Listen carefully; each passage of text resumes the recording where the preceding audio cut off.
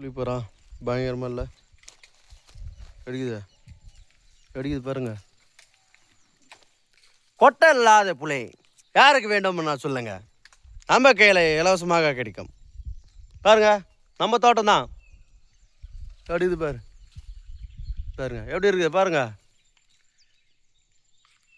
நம்ம புளி கொட்டையான சுத்தமான கொட்டை எடுத்த புளி மரத்தில்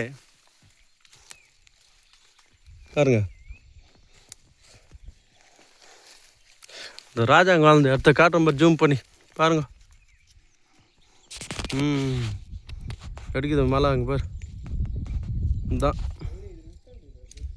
பார் ராஜாங்க வாழ்ந்த இடம்.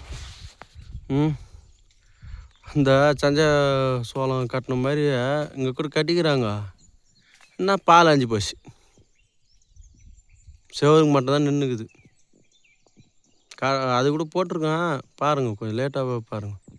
அதெல்லாம் பேக்ரவுண்டு பழைசு. கோட்டை ஒன்று தெரித்து பாரு, மலை மேலே கோட்டை ஒன்று இருக்கும். இந்த அங்கே ஒரு மலை மேலே அது இருக்குது பாரு.